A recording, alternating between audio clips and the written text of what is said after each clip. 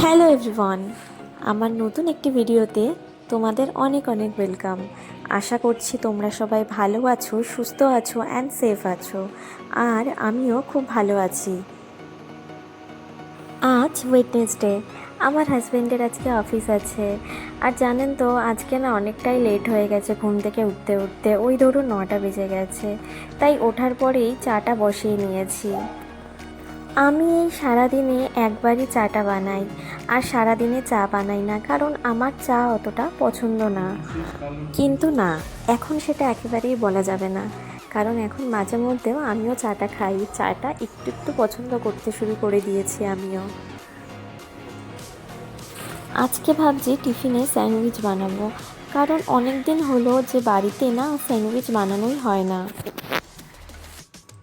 সকালে ঘুম থেকে উঠে ফ্রিজ খুলে দেখি ফ্রিজে মাশরুম, বেল পেপার রয়েছে, আর ব্রেড অ্যান্ড বাটার তো আগে থেকেই ছিল। তাই ভাবলাম যে একটু স্যান্ডউইচ বানাই। আজকে আবার বাড়িতে গোদরেজ থেকে লোকও আসবে। ওই যে বলেছিলাম একটা আলমারি কিনেছি, তাই ওই আলমারিটা ইনস্টলেশন করতে আসবে। তাই আমিও এদিকে ঝটপট করে টিফিনটা রেডি করার চেষ্টা করছি। এইভাবে স্যান্ডউইচটা বানাতে খুব কম সময় লাগে, আর এটার খাওয়াটাও খুব হেলদি। স্যান্ডউইচে আমি আজকে মাশরুম অ্যাড করেছি। মাশরুমটাকে প্রথমে হালকা করে কড়াইতে একটুখানি বাটার দিয়ে তার মধ্যে রসুন কুচি দিয়ে মাশরুমটাকে দিয়ে দিয়েছি। এবার ফ্লেমটাকে হাই ফ্লেমে রেখেছি, যাতে মাশরুম থেকে যে জলটা বেরোবে সেটা যাতে শুকিয়ে যায়। আর মাশরুমটা ভাজা হয়ে গেলে আমি তারপরে ডিম আর ক্যাপসিকাম মানে ইয়েলো বেল পেপারটা ভেজে নিয়েছি। এদিকে লোকও চলে এসছে আলমারিটা ইনস্টল করতে।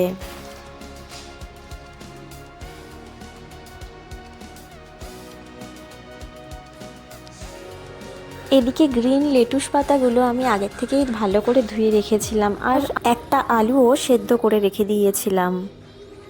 সেরকম কিছুই করতে হয় না। আমার কাছে আগের থেকেই ভিভার হানি অ্যান্ড মাস্টার্ড ড্রেসিংটা ছিল। আমি ওটা ব্রেডের মধ্যে ভালো করে লাগিয়ে লেটুস পাতাগুলো ওপর দিয়ে দিয়ে তার মধ্যে একটু গোলমরিচ আর একটু বিট নুন ছড়িয়ে আলুগুলোকেও দিয়ে দিয়েছি।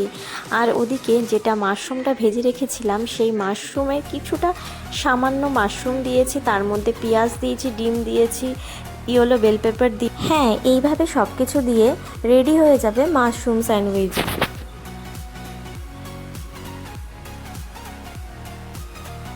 এই তো একটা ক্র্যাকই ইয়ে তো আছে, লাগছে আমার, হ্যাঁ, ক্র্যাকই কিন্তু তো লাগছে। এদিকে আসেনি। এটা ডয়ারের বটমটা হবে।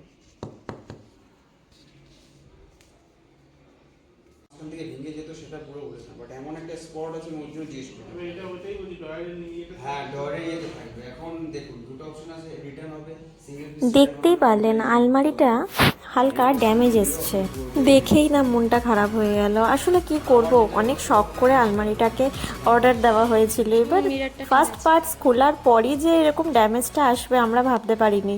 তো উনি বলছিলেন এটাকে উনি ইনস্টল করে দিতে পারেন না, আমরাও ডিসাইড করলাম, আর উনিও বললেন যে চেঞ্জ করে নেওয়াটাই বেটার, কারণ যে এখন হয়তো ড্যামেজটা হালকা রয়েছে, হয়তো 1-2 বছর পরে ড্যামেজটা আরও বেশি বাড়তে পারে।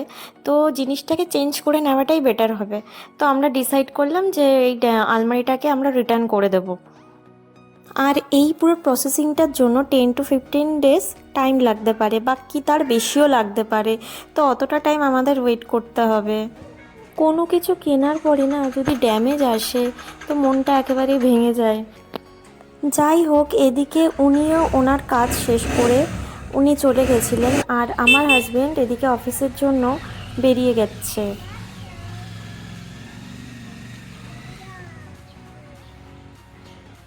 আজকে দীপের অনেকটা লেট হয়ে গেল অফিস বেরোতে বেরোতে। আর এখন ওয়েদারটাও ঠিক ভালো না, মনে হয় বৃষ্টি আসবে। আমি এদিকে চটপট করে আমার রান্নাবান্নাগুলো বসিয়ে দিয়েছি, কারণ এদিকে আবার বৃষ্টি আসলে বা ঝড় আসলে কারেন্ট অফ হয়ে যায়, তো তখন না খুব প্রবলেম হয়।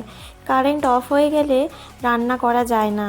এমনিতে তো কারেন্ট অফ হলে বাচ্চাদেরও খুব সমস্যা হয়, বিশেষ করে রাতের বেলা।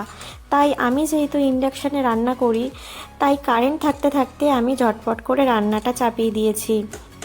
শিলিগুড়িতে ট্রান্সফার হওয়ার পর থেকেই দেখছি এখানকার ওয়েদার কেমন অদ্ভুত। সব সময় প্রায় এখানে ঠান্ডাই থাকে। এখনো পর্যন্ত আসার পর থেকে তো এখনো সোয়েটার ঢোকাতে হয়নি ব্যাগে, সোয়েটার সাথেই রাখতে হয়।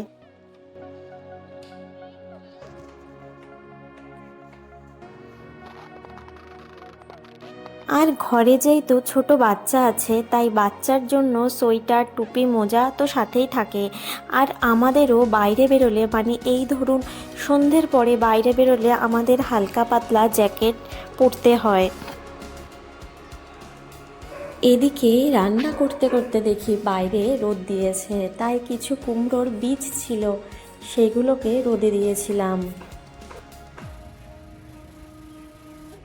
বাড়িতে যখনই বাজার থেকে কুমড়ো নিয়ে আসি, তখন কুমড়োর দানাগুলোকে আমি ফেলে দিই না।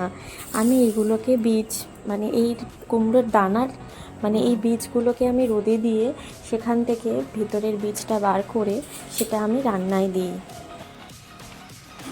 এই কুমড়োর বীজ সবজিতে দিলেও সেটার টেস্টটা আরও বেশি বেড়ে যায়। আমি যখন দিল্লিতে ছিলাম, আমি সেখানেও দেখতাম অনেক দোকানে প্যাকেটে করে কুমড়োর বীজ বিক্রি হতো। এদিকে আমার রান্নাও অলমোস্ট রেডি হয়ে গেছে, মানে রান্নাও শেষের দিকে।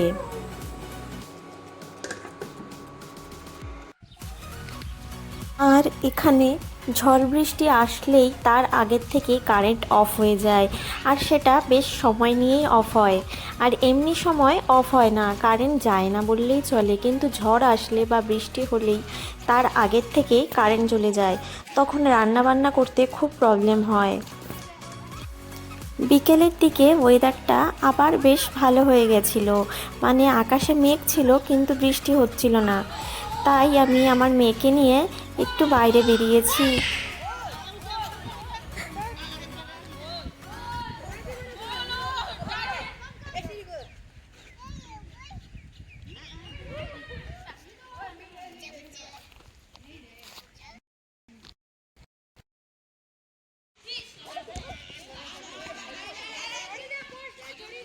ভিডিওটা এখানেই শেষ করলাম। দেখা হবে আবার নেক্সট ভিডিওতে।